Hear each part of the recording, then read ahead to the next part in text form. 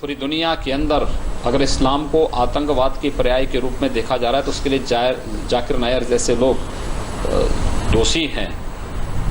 मैं कहना चाहता हूं आम नागरिकों से कि पॉलिटिशियन के बहकावे में मत आओ, आपस में झगड़ा मत करो, हिंदू मुस्लिम साथ में रहना चाहिए। जैसा मैंने कल कहा था, मजहब नहीं सिखाता आपस में बैर रखना। हिंदी है, हम वतन है हिंदुस्तान हमारा, क्यों आपस में झगड़ा करते? पॉलिटिशियन के बहकावे में मत आओ। मैं ये कहना चाहता हूं, जो भी जिम्मेदार है आतंकवादी हमले के, उसको पकड़ो, सजा दो। मैं आपकी मदद करूंगा, मुसलमान से कहूंगा मदद करो।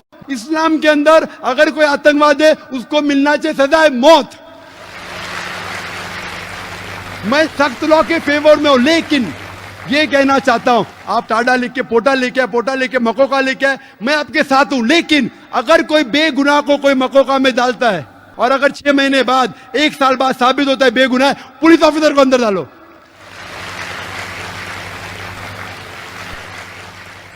या पॉलिटिशियन को अंदर डालो, फिर मालूम पड़ेगा किसको बेगुनाह को लगाने का कहने। और हम सब हिंदुस्तानी, चाहे हिंदू हो या मुसलमान हो, हम में डिफरेंस हो सकता है, हम में कुछ बात पे इख्तिलाफ हो सकता है, लेकिन आपस में झगड़ा नहीं करना चाहिए, आपस में एक दूसरे की जान नहीं लेना चाहिए। हम साथ हैं तो इंशाअल्लाह सब मजहब सिखाता है कि कोई बेगुनाह को कत्ल नहीं करना चाहिए, फिर ही ये आतंकवादी फोर्स इस देश को छोड़ पाएंगे। कृष्ण गोपाल सिंह, पत्रकार। मैं विद्वान श्री नाइक साहब से ये जानना चाहूँगा कि आज के आतंकवाद पर इस्लाम का क्या नजरिया है?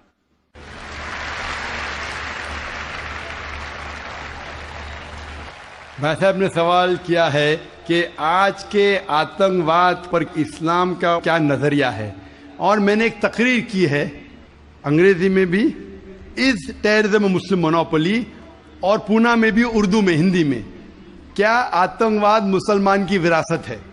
कुरान मजीद में साफ अल्फाज में लिखा है, सूरह मायदा में सूरह नंबर 5 आयत नंबर 32 में, अगर कोई भी इंसान दूसरे इंसान का कत्ल करता है, सिर्फ कत्ल के बदले कत्ल, और अगर वो इस जमीन पे फसाद फैला रहा है, इन 2 वजह के अलावा कोई इंसान दूसरे इंसान का कत्ल करता है, गोया कि ऐसा है कि सारी इंसानियत का कत्ल करता है मासूम, चाहे वो मुसलमान हो या गैर मुसलमान हो।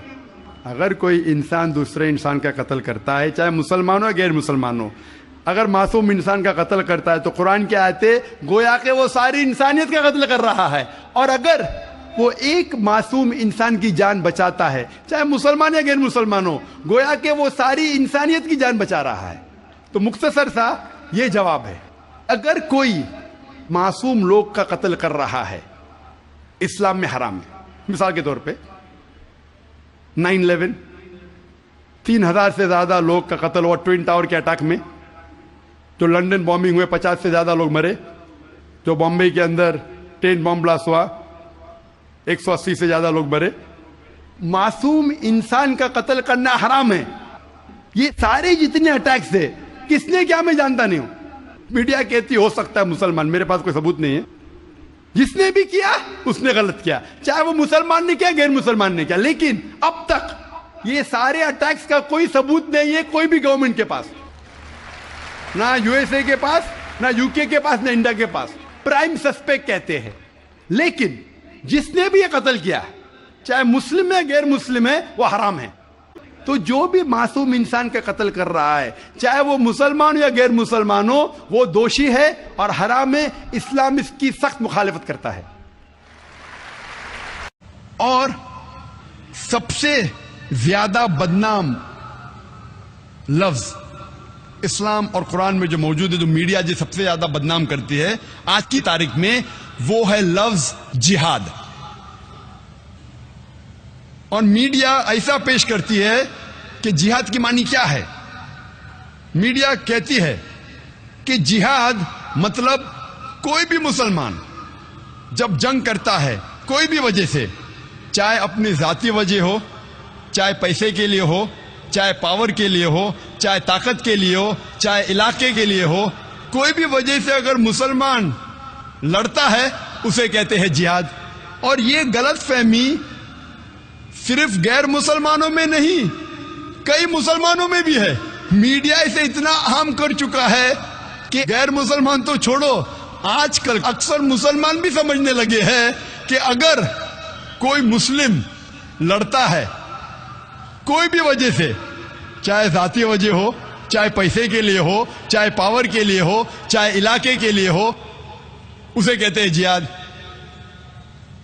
جہاد کی یہ معنی بالکل نہیں ہے.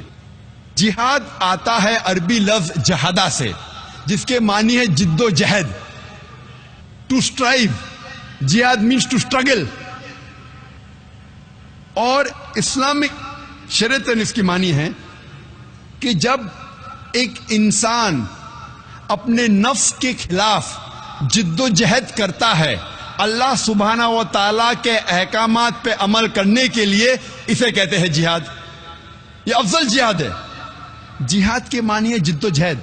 اور اسلامک پس منظر میں اگر ایک مسلمان یا کوئی انسان اپنے نفس کے خلاف جد و جہد کر رہا ہے اللہ سبحانہ و تعالیٰ کے احکامات پہ عمل کرنے کے لیے, اسے کہتے ہیں جہاد.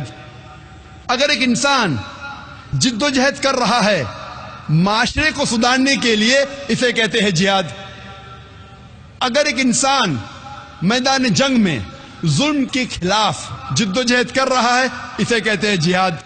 اگر ایک انسان حق کے لیے اپنی جان بچانے کے لیے میدان جنگ میں ان سیلف ڈیفenس اگر جد و جہد کرتا ہے, اسے کہتے ہیں جہاد. جہاد کی معنی ہے جد و جہد. It means to strive and struggle. جد و جہد کرنا. عام طور پہ اگر ایک طالب علم, ایک اسٹوڈنٹ ایگزامینیشن میں پاس ہونے کے لیے جد و جہد کر رہا ہے, اسے بھی کہتے ہیں جہاد. یہ عام جہاد ہے. جو پہلے 4 معنی میں نے کہا وہ جہاد فی سبیل اللہ, اللہ کے راہ میں جہاد کرنا. جہاد کئی قسم کے ہیں. جد و جہد کرنے کو کہتے ہیں جہاد, لیکن اللہ کے احکامات پہ عمل کرنے کو کہتے ہیں جہاد فی سبیل اللہ. میڈیا اکثر جہاد کا ترجمہ کرتی انگریزی میں ہولی وار, پاک جنگ. جب ہم ہولی وار کو عربی میں ترجمہ کرتے ہیں پاک جنگ, عربی میں سے کہیں گے حرب مقدسہ.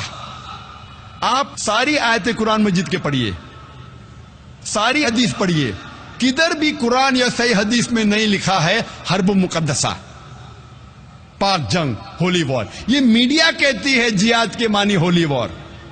اور جب تحقیق کرتے پتہ لگتا ہے یہ الفاظ ہولی وار سب سے پہلے استعمال کیا گیا تھا عیسائی کروسیڈرز کے لیے. جب عیسائی کروسیڈرز عیسائیت کے نام پہ ہزاروں انسانوں کا قتل کر رہے تھے, اسے کہا گیا تھا ہولی وار. اور آج استعمال کیا جا رہا ہے مسلمانوں کے لیے. یہ ہے میڈیا کا پاور.